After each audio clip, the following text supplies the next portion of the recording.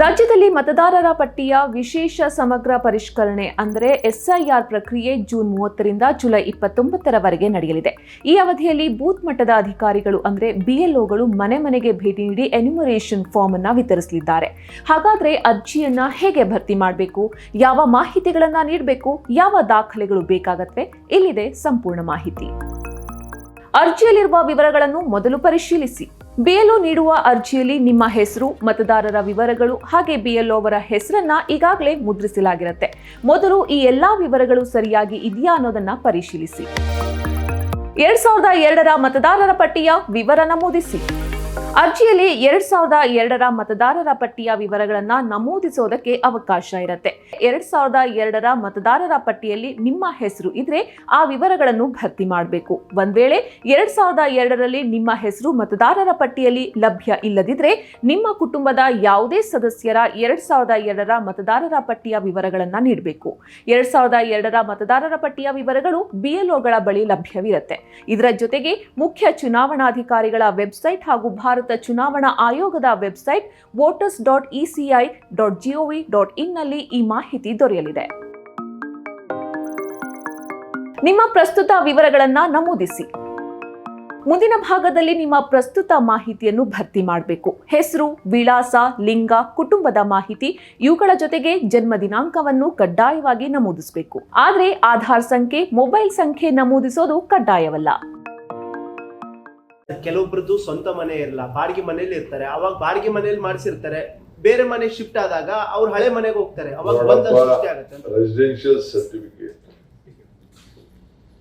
ಬಾಡಿಗೆ ಮನೆ ಇತ್ತು ಬಾಡಿಗೆ ಅಗ್ರಿಮೆಂಟ್ ಕೊಡಿ ಅಂತ ಮಾಹಿತಿ ಕೇಳ್ತಾ ಇದ್ವಿ.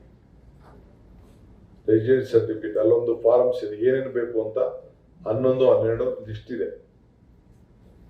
ಬರ್ತ್ ಸರ್ಟಿಫಿಕೇಟ್ ಇದೆ, ಬಾಡಿಗೆ ಬಿಡಿ, ಹಿಂದೆ ವೋಟ್ ಹಾಕಿ ಸರ್ಟಿಫಿಕೇಟ್ ಇರ್ತದೆ, ಹಿಂದೆ ಬೇರೆ ನಿಮ್ಗೆ ಸ್ಕೂಲ್ ಸರ್ಟಿಫಿಕೇಟ್ ಇದೆ, ನಿಮ್ ಬರ್ತ್ ಸರ್ಟಿಫಿಕೇಟ್ ಇದೆ, ಇಲ್ಲ ಯಾವ್ದಾದ್ರು ಪೆನ್ಷನ್ ತಗೊಂಡು ಸರ್ಟಿಫಿಕೇಟ್ ಇದೆ, ನಿಮ್ಮ ಆಸ್ತಿ ದಾಖಲೆ ಇದೆ, ನಿಮ್ಮ ಸೈಟ್ ಕೊಟ್ಟಿರೋ ದಾಖಲೆ ಇದೆ. ನಿಯಮಗಳು ಮತ್ತು ಘೋಷಣೆಗಳನ್ನು ಓದಿ.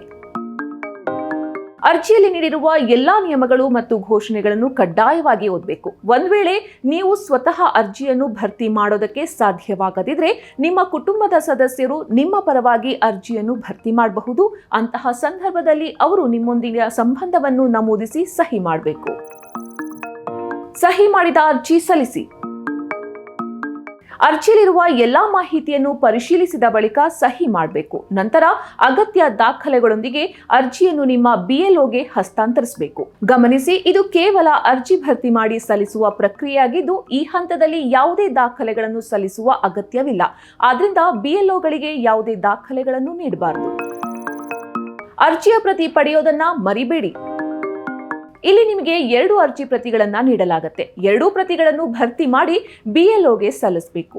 ಅರ್ಜಿಗಳನ್ನು ಸ್ವೀಕರಿಸಿದ ಬಳಿಕ ಬಿಎಲ್ಒ 2 ಪ್ರತಿಗಳಿಗೆ ಸಹಿ ಮಾಡ್ತಾರೆ. ಒಂದು ಪ್ರತಿಯನ್ನು ಬಿಎಲ್ಒ ತಮ್ಮ ಬಳಿ ಇಟ್ಕೊಳ್ತಾರೆ, ಮತ್ತೊಂದು ಪ್ರತಿಯನ್ನು ನಿಮಗೆ ನೀಡ್ತಾರೆ.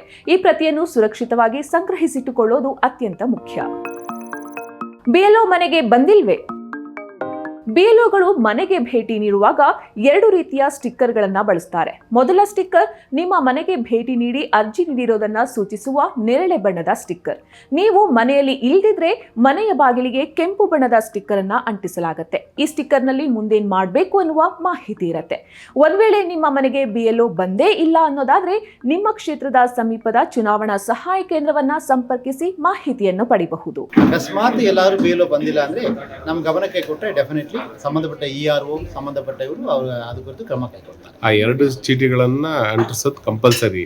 ಹೌದು, ಯಾವ್ಯಾವ್ದು ಮನೆ ಬಿಎಲ್ಒ ವಿಸಿಟ್ ಮಾಡ್ತಾರೆ, ವಿಸಿಟ್ ಮಾಡಿದ ಮನೆಗೆ ಅವರು ಖಂಡಿತವಾಗಿ ಎಲ್ಲೆಲ್ಲಿ ಫಾರ್ಮ್ ಡಿಸ್ಟ್ರಿಬ್ಯೂಟ್ ಮಾಡಲಾಗಿದೆ ಅಲ್ಲಿ ಆ ಪರ್ಪಲ್ ಸ್ಟಿಕ್ಕರ್ನ ಅಂಟಿಸ್ತಾರೆ. Which will be in square shape. ಎಲ್ಲೆಲ್ಲಿ ಮನೆ ಲಾಕ್ ಆಗಿದೆ ಅದು ರೌಂಡ್ ಕಲರ್ ಶೇಪ್ ಇರ್ತದೆ, ರೆಡ್ ಕಲರ್ ಇರ್ತದೆ, ಆ ಸ್ಟಿಕ್ಕರ್ನ ಅಂಟಿಸ್ತಾರೆ. ಆನ್ಲೈನ್ನಲ್ಲಿಯೂ ಅರ್ಜಿಯನ್ನು ಸಲ್ಲಿಸಬಹುದು. ಮತದಾರರು ಆನ್ಲೈನ್ನಲ್ಲೂ ಅರ್ಜಿಯನ್ನು ಸಲ್ಲಿಸೋದಕ್ಕೆ ಅವಕಾಶವಿದೆ. ಅದಕ್ಕಾಗಿ ಭಾರತ ಚುನಾವಣಾ ಆಯೋಗದ ಅಧಿಕೃತ ವೆಬ್ಸೈಟ್ voters.eci.gov.in ಗೆ ಭೇಟಿ ನೀಡಿ.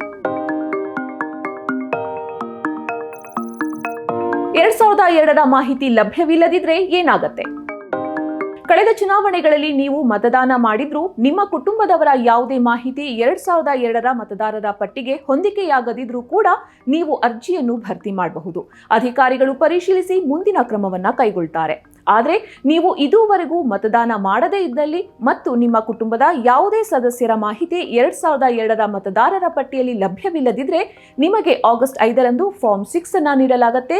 ಇದು ನಿಮಗೆ ಮುಖ್ಯ ಚುನಾವಣಾ ಆಯೋಗದ ಅಧಿಕೃತ ವೆಬ್ಸೈಟ್ನಲ್ಲಿ ಲಭ್ಯವಾಗಿರುತ್ತೆ. ಈ ಫಾರ್ಮ್ ಮೂಲಕ ಹೊಸದಾಗಿ ನಿಮ್ಮ ವಿವರಗಳನ್ನು ಸಲ್ಲಿಸಿ ಮತದಾರರ ಪಟ್ಟಿಯಲ್ಲಿ ಹೆಸರನ್ನ ನೋಂದಾಯಿಸಿಕೊಳ್ಳಬಹುದು. ಎಸ್ಐಆರ್ ಪ್ರಕ್ರಿಯೆ ವೇಳಾಪಟ್ಟಿ. ಇನ್ನು ಎಸ್ಐಆರ್ ಪ್ರಕ್ರಿಯೆಯ ಪ್ರಮುಖ ದಿನಾಂಕಗಳನ್ನು ಗಮನಿಸಿ. ಜೂನ್ 30ರಿಂದ ಜುಲೈ 29ರವರೆಗೆ ಬಿಎಲ್ಒಗಳು ಮನೆ ಮನೆಗೆ ಭೇಟಿ ನೀಡಿ ಮಾಹಿತಿಯನ್ನ ಸಂಗ್ರಹಿಸಲಿದ್ದಾರೆ. ಆಗಸ್ಟ್ 5ರಂದು ಕರಡು ಮತದಾರರ ಪಟ್ಟಿ ಪ್ರಕಟವಾಗಲಿದೆ. ಆಗಸ್ಟ್ 5ರಿಂದ ಅಕ್ಟೋಬರ್ 2ರವರೆಗೆ ಕ್ಲೇಮು ಮತ್ತು ಆಕ್ಷೇಪಣೆಗಳ ಕುರಿತು ನೋಟಿಸ್ ನೀಡುವಿಕೆ ಹಾಗೂ ವಿಲೇವಾರಿ ನಡೆಯಲಿದೆ. ಅಕ್ಟೋಬರ್ 7ರಂದು ಅಂತಿಮ ಮತದಾರರ ಪಟ್ಟಿ ಪ್ರಕಟವಾಗಲಿದೆ.